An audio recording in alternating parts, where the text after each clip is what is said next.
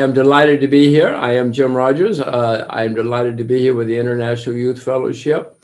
Paul has asked me to talk a bit about growing up and how to be successful and how to be a leader in the future. And the main answer is be true to yourself, do what you love, and then you can be successful at anything.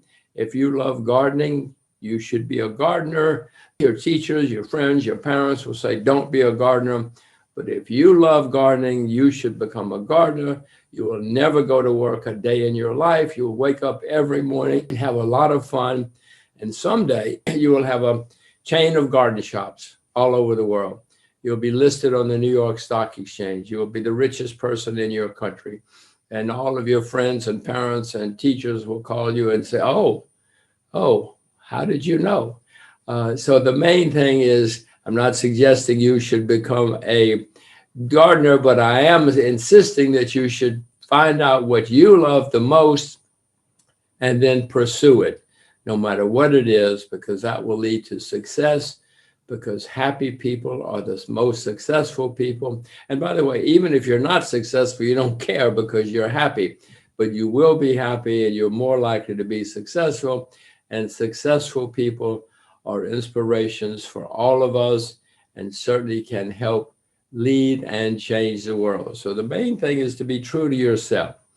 Figure out what you love the most, and then pursue it. I have 2 teenage children, and I've known this all my life, but I'm really learning it with them because I have seen them tell me that something they really want to do.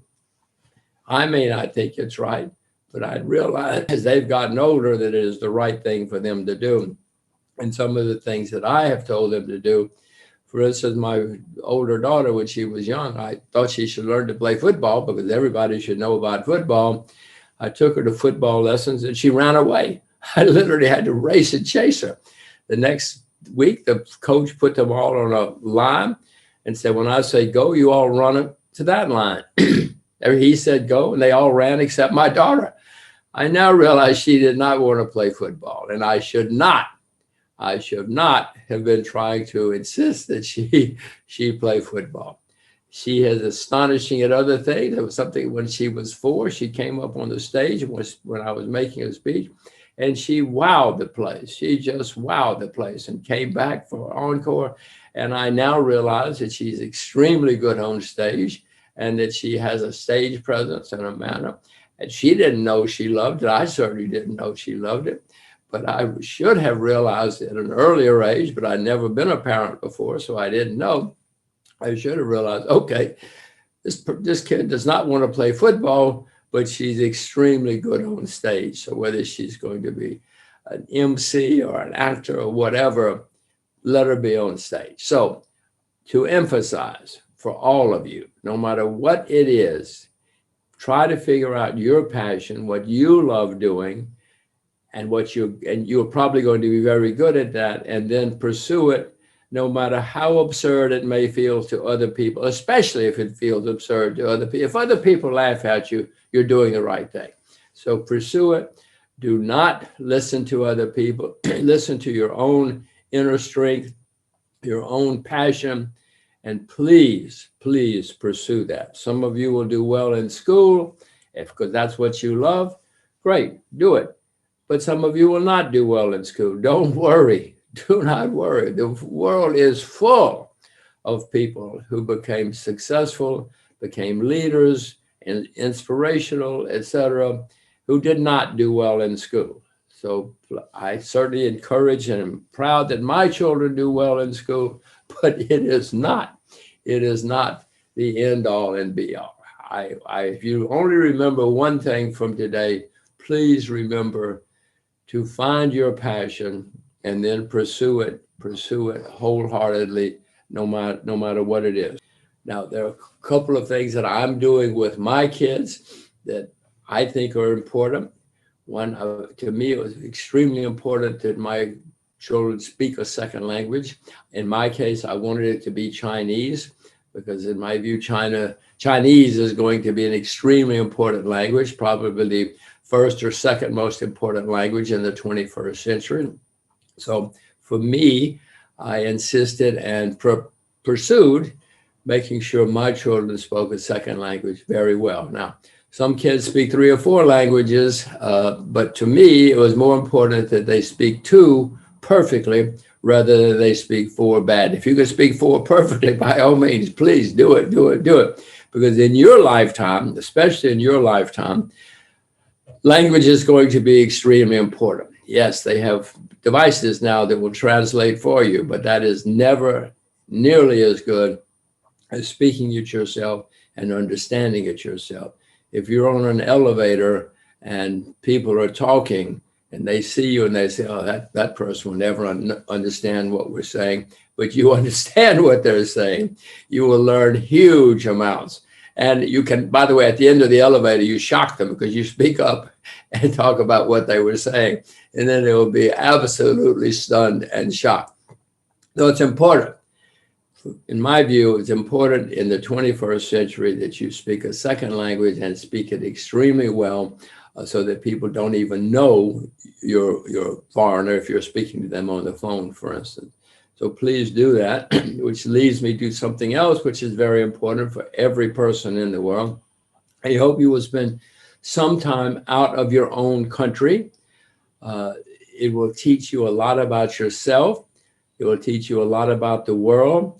When I was a student, I went to university far away, 1,500 kilometers away.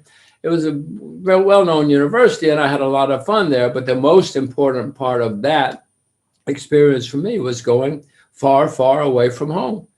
I was amazed at how different things were and how different people were and how different they thought. Then I went to a university in a foreign country. The same thing. Sure, they were great universities, and I learned from my professors and my classes, but the most important thing for me was learning about the world, but also learning about myself, because I had to learn about myself when I was in this foreign place where people thought differently and did different things. And in your lifetime, especially in your lifetime, it's going to be very important to know about the world. There was an English poet once. He won the Nobel Prize for Literature, for what that's worth. His name was Rudyard Kipling. And he had a poem called The English Flag.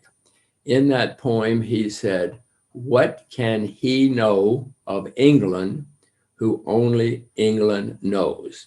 In other words, you'll know more about England if you know about the world and about other countries than if you never leave England. And that's all you know. And that is an extremely important lesson. You will know more about your own country, you'll know what about yourself, but you will know more about your own country if you spend some time outside of your own country. You can always go back. You might spend a couple of years in another country and never go back. That's okay too, if that's what you love. But most people who do that do go back, but they have a broader understanding of their own country and of the world and how they all fit together than if they never leave their own country. I grew up in a small village. Many people never leave there, and they're quite happy. They're quite happy never leaving, which is fine. But I will tell you that for your development, for everybody's development, as citizens, as anything, as leaders, it is much, much, much better if you know the rest of the world. And part of the problem that many of us have is we are afraid of the rest of the world. We're afraid of foreigners. I've driven around the world a couple of times, and often it would happen. I would be here and people would say, well, where have you been? I said, well, we were here. And they say, oh my gosh, those are horrible, terrible, dangerous, bloodthirsty people. You're lucky to be alive. And I, of course, said, what? We had great fun. We danced, we sang, we did everything. We had a very, very good time together. Then they would say, well, where are you going next? And we'd say, oh, we're going here. Oh my God, you're going to get killed. And now you are going to get killed. Those are horrible, bloodthirsty, dangerous people. And of course, when you get there, you sing and you dance and you have dinner. Everybody's happy and pleased and having a very good time together.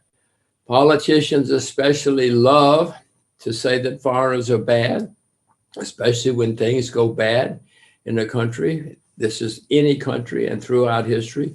the politicians or the leaders try to take it out on, they blame the foreigners. It's very easy to blame the foreigners. They have different skin, different language, different food, different clothes, different religion, different everything. So it's very easy to blame the foreigners. It's not my fault. It's the foreigners. It's the evil foreigners. So you must be aware of that. Yes, there are evil people all over the world, but not just because they're foreigner. Often you will learn and gain and benefit a lot from trading with, interacting with the foreigners. So please, if you can, spend some time outside of your own country, no matter what your country is, or no matter where you go, spend a year or two outside of your own country, because it will make you a better leader. You'll have more understanding, more awareness of yourself. And by the way, I keep emphasizing yourself. We all need to know ourselves, which is very hard. Many people spend their whole lives and they don't know their passions, and they're not aware of their passions. They never learn them. They do what their parents said, or who knows what they did. It is extremely important to try to figure out what you really love. For instance, when you turn on the computer, where do you go? Which sites do you go to? If you watch TV, what kind of TV shows do you? If you go to a doctor's office and there are 500 magazines in the office, which ones do you read? Try to figure out your own passions. I know many people who never know their own passions, and if they do, they never develop them because they're afraid, oh my gosh, that's not what I should do. It is what you should do. I cannot emphasize to you enough. It is what you should do. Figure out your own passion. You'll be happy. You'll be successful. You'll be an inspiration. You'll be a leader and help many, many other people, young and old, develop their lives and their countries and the world. So I encourage all of you to follow your passions. I encourage all of you to leave your own country for a while. I encourage all of you to learn a foreign language if you can. So I hope that all of you can figure out these things for yourself. Hope you don't just listen to me, because the best lessons of life are the ones you learn for yourself. I am often asked what we should study at university.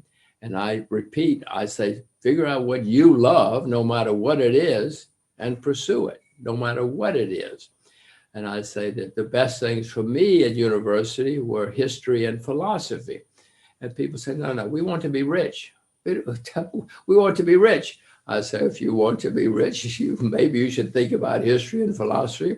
History will tell you that the world is always changing. And what you need to know is first understand that. And if you understand history, you might be able to figure out how the world is going to change. And if you can change with it, you will become very, very successful. You can pick any year in history, 1900. Everything that people believed in 1900 was not correct in 1915. Everything that people believed in 1930 was not correct 15 years later. And if you could just study history, you'll know that. But if you just read a lot, you'll know that the world is always changing. Everything is changing. And it's going to continue that way. If you understand history, you might be able to figure out how it's changing. Unfortunately, one of the most important lessons of history is people do not learn the lessons of history. I know that history is smarter than I am, and I know that history is smarter than most of us. So if you know some history, it will help you understand where we are and maybe where we're going. And I loved philosophy and I was not very good at philosophy when I was at university. In later years, I understood. I said, oh, now I understand what they were talking about. But philosophy will help you think. It's very hard to think for yourself, no matter what. Everybody turns on the computer, turns on the television, and if they say the sky is blue, everybody says, oh, the sky is blue. They don't even go and look out the window to see if the sky is blue. If you study philosophy, at least it helped me learn to think. And if you can learn to think for yourself, which is very hard, I assure you it's very hard. But if you can think for yourself, you're going to probably go very far in life. So those are a few lessons that I'm trying to teach my children. I'm trying to teach them to question everything, even me, to ask questions, look under the rocks to see if what they're being told is correct or not, see if they agree with it. I've told my children to, when they can, to watch TV shows from 4 or 5 countries, because every country thinks that what they're broadcasting is accurate. If you watch Russian TV, everything they think they're saying, they think is absolutely correct and accurate. But if you watch Japanese TV and Chinese TV and American TV and British TV and German TV, they all think that what they say is correct. It can't all be correct. So I've tried to teach them to watch news from various countries, and then they have to figure out in their own heads, oh, this is what's really going on in the world. Don't just listen to one source, because nobody's exactly right. And if you want to be successful, you must be able to think for yourself and figure out what's really going on in the world and realize that it's going to change and how it's going to change. So I hope all of you follow your passions, no matter what they are. I hope you leave your own country for a while. I hope you learn foreign language. I hope you learn some history. And I hope you learn to think for yourself. When I was 5 years old, now we would all probably put in jail if we put a 5-year-old to work like that. But I was picking up the empty bottles at the baseball games, and the lady paid me a little bit. And then when I was 6, I started my own business selling Coca-Colas and peanuts at the baseball games. And I had little boys working for me. There weren't no little girls around in those days that we knew anyway. So we were all playing. I was paying them virtually nothing, these 3-year-olds and 4-year-olds, to work for me. As I say, we would all go to jail, I'm sure now, because of child labor laws, etc. But in those days, in this country town, nobody bothered or cared. What I would say to myself, most of all, is looking back in my youth, I would say, you must perfect a language. I wish I had perfected my foreign language better than I did. Maybe that's one reason I'm doing it for my children. So if I could go back and do it over again, I guess I would have perfected Chinese at an early age. And maybe I would have even moved to China. Now, I went back to America and I had a fantastic life in New York, et cetera, and traveling around the world, et cetera. But perhaps if I'd stayed in China, because I saw what was happening, maybe I would be successful now. But I've certainly had a good time, and China was a very good place. And I want to go back to what I said to you. Please spend more time outside of your own country. Well, we were certainly not rich. We lived in a very backwoods place. I never thought that we were poor. When I went to the northeast, I realized, oh gosh, we must have been poor. We certainly weren't rich. Let's put it that way. We weren't poor, but we certainly were not rich. I never felt poor or anything else. And as I've traveled around the world, I see many kids everywhere. None of them think they're poor. I see kids out there playing that make up their own games. They're quite having a very good time.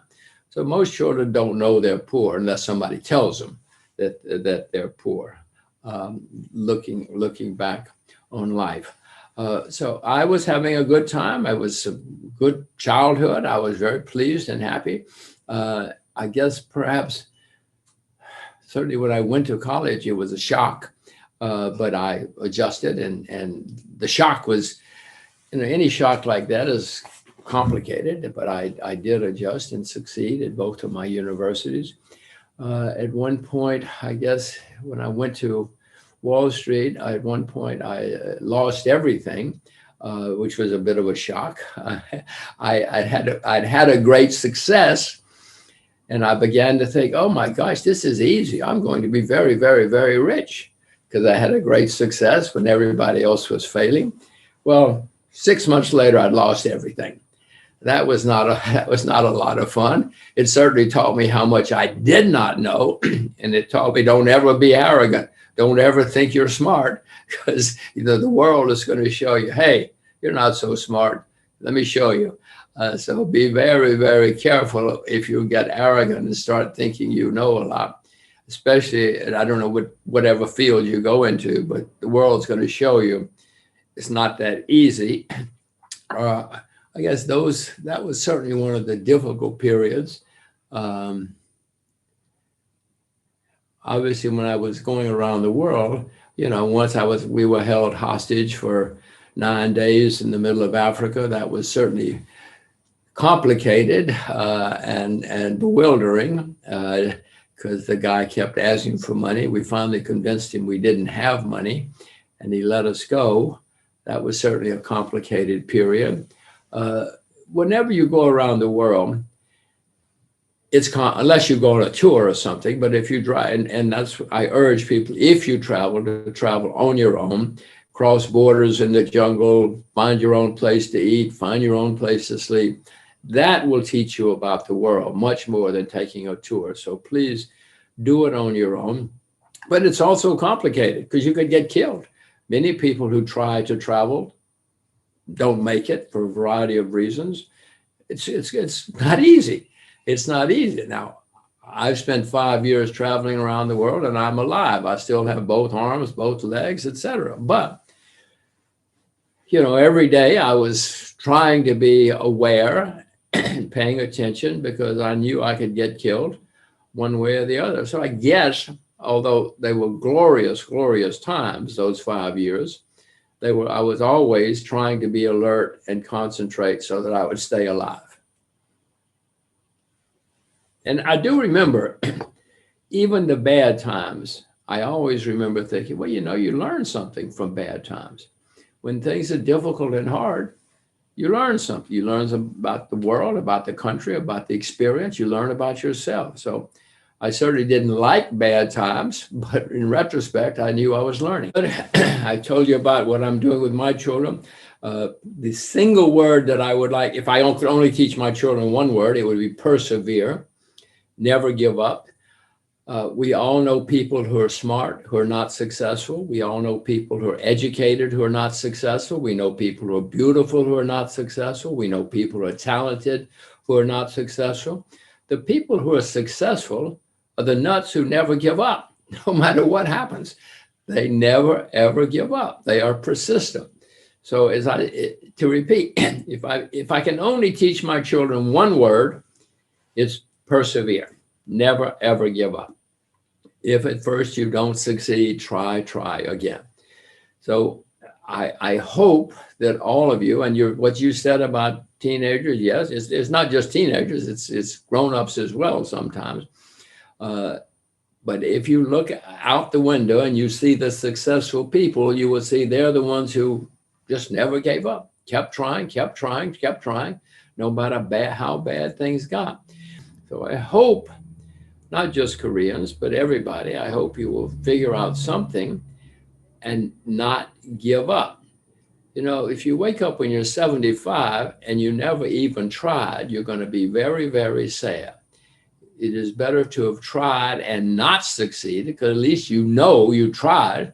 You're not going to wake up one day and say, I always wanted to be a gardener, and I never even tried to be a gardener. So no matter what it is, please try it, because if you fail, you will learn something and you will never have regrets that you failed. That young Koreans will not give up. I hope they will continue to try. And to repeat, you learn a lot when you fail. The world is full of very successful, important people who have failed at least once or twice. The ones who become very happy and very successful are the ones who keep trying. They don't give up, even if they fail once or twice. So don't worry about failure. I know, listen, I've had my failures. I tell you, I went bankrupt. I didn't go bankrupt, but I lost everything in my early days in the investment world. It was not fun. But, I guess I could have gone off and become a priest, or I could have committed suicide, or I could have run away. But fortunately, I didn't have enough sense to do all that stuff. I kept working. I woke up every day and kept trying. And eventually it led to success. Now, your question of how do you figure it out? Some of them were accidents, like my career. I mentioned to you before, if you can observe your own actions, what do you do every day? What do you pursue? What do you read about? What do you watch? What do you talk to your friends about? Maybe it's fashion, maybe it's cars. I don't know what it is. Some people are passionate about cars. They know everything about cars. Well, pursue that. Pursue that. Don't just continue it as a passion or as a hobby. Pursue it. If you love fashion, go and get a job, even if it's as a clerk in a fashion store or a high-end shop selling high-end clothes or fashion. Pursue it, even if you have to start at the bottom. Do not worry. Now, I have no idea what your passions are, and I don't want to know. You have to figure it out. But if you can figure out what you talk to your friends about or what you watch or what you read about, try to pursue that. If it's fashion, go downtown in Seoul. I guess you're in Seoul or wherever you are. Get a job as a clerk in a shop. And see if you really love it and it develops, etc. Don't worry about starting at the bottom. It's good to start at the bottom. You will learn more if you start at the bottom of whatever field it is. If it's cars, go down and get a job as a mechanic or as a sales assistant, whatever it happens to be, and see if you really love it. Because if you really love it, and if you start as a sales clerk at Chanel, someday they're going to be writing stories about you in the fashion industry because you rose from a sales clerk to the head of fashion companies, major fashion companies. So don't worry, try it, and don't tell me what it is. Think about it yourself. Think about what you're interested in, and don't be afraid to pursue it, even if your parents say, no, no, no, no. Even if your friends say, no, no, no, no, pursue it. And see how it works out. And maybe in a year or two or three, you'll be on your way. Well, you're right. Money does not ensure happiness. There are many people who, I'm sure you know, there are many people who have money who are not terribly happy. And there are many people who are very happy with little money or no money because they're doing what they love. What is true happiness? I repeat, it's the people who wake up every day and start having fun. You may say, oh gosh, she's a gardener. She could not be happy. But she may be the happiest person you know because she wakes up every day, never goes to work, just wakes up and has fun, thinks about how she can make her garden better or the plants better, whatever it happens to be. And you can be extremely happy. I will try to, you must have heard of Honda. Well, Honda was an old man who liked motorcycles. It's after the Second World War, and Japan had been destroyed by the war. But this guy liked motorcycles. Well, you know the rest of that story. I mean, he's no longer alive, but he didn't know he was just a motorcycle mechanic, but he had a wonderful, wonderful time and a great, great, great success. But the world is full of people like that. I'm sure the people at Samsung, I don't know how they started, but there are many, many great success stories of people who started off at what many their friends must have said, who cares about that? That's not an important job. That's not an important life. They didn't know. They didn't care. They were just having fun. Guy who bought McDonald's. You've heard of McDonald's, I'm sure. He found these guys making hamburgers, having fun at it. So he invested with them, bought them out. And you know the rest of that story. He loved making hamburgers. So figure out what it is, no matter how foolish it is. Maybe you love fried silkworms. My goodness, I love fried silkworms. Hard to get in Korea now. Maybe you'll go into a shop for fried silkworms. Only if you love it. Only if you love it. I love fried silkworms, but I don't know how to make them, so I'm not going to come to Korea and start a shop. But figure out what it is, and maybe you'll have a shop selling fried silkworms and anchovies. Oh my gosh, I love anchovies too. So figure out what you love and pursue it. No matter how focus and concentration and trying to observe what you do and where you do it and why you do it. Well, yes, figure out your own passion and pursue it. See the world, learn a language, but most important, figure out what makes you happy and pursue it, because those are the people who are most successful in life because they love what they're doing. And I want to repeat, Paul, even if they're not successful, even if they're not on the cover of the magazines, they don't care. They're happy. What do they care? I know lots of people who are somewhat successful, who are full of tension and worries and problems, even though they have some money. You know, pursue what you love and you will be happy. And as I said, even if you're not, you don't care. I mean, even if you're not successful, you don't care. You'll be happy, but you're much more likely to be successful. And don't be like those other Korean teenagers who give up. Please do not give up. Please pursue something that you love. If you can remember one word, it's the word I teach my children: persevere, persevere, persevere. Thank you. Thank you.